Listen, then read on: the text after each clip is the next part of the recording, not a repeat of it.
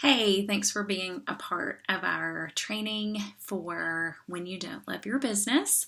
So, the end of our training here, I wanted to focus on maybe some scenarios that are around you that have contributed to not loving your business.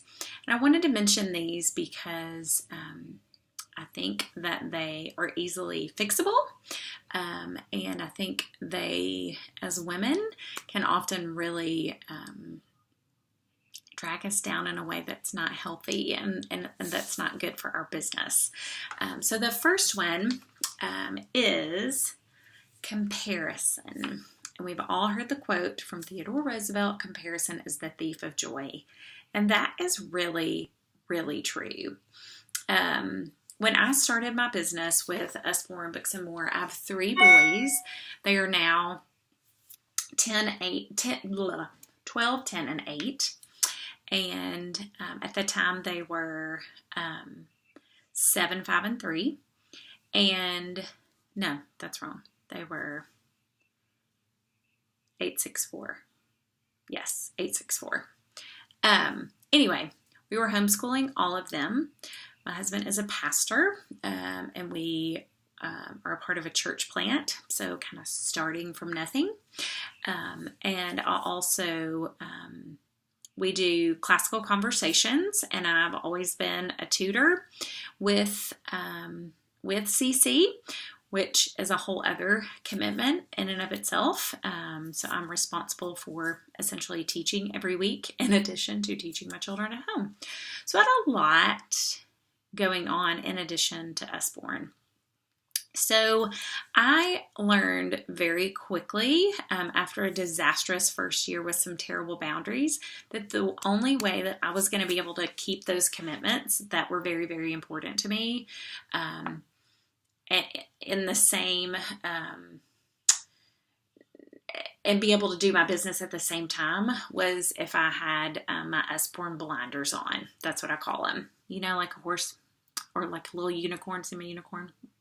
How they wear little blinders. That's what I had to do with my business because I knew that the things that I was seeing other people do and the successes that so many of my friends were experiencing could happen with my business, just probably not in the same time frame that they were experiencing. And that was because of these other commitments that I had. And these other commitments that I had to homeschooling, to being a pastor's wife of a church plant, and to teaching other people's children in addition to my own, these weren't bad commitments. And these were things that I was called to, and I didn't feel like it was time for me to let them go.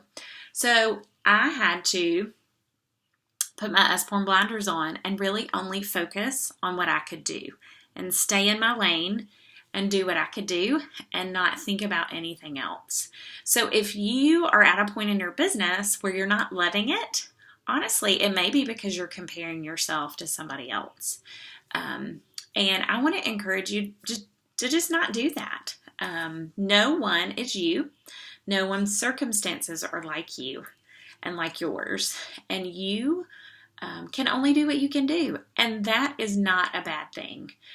So I want to encourage you to really focus on putting your blinders on and focusing on doing what you can do with your business and not really worrying about anyone else.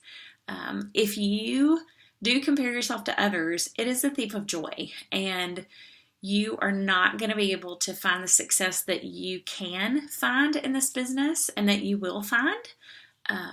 You will not be able to do that if you compare yourself to others. So that may be one contributing factor to not loving your business. So I hope that was helpful, and I hope you'll take some time today to focus on just some self-reflective time to really focus and ask yourself that. Am I comparing myself to others? Who am I comparing myself to? And set some goals for yourself about how you're going to put your Usborne blinders on. Thanks.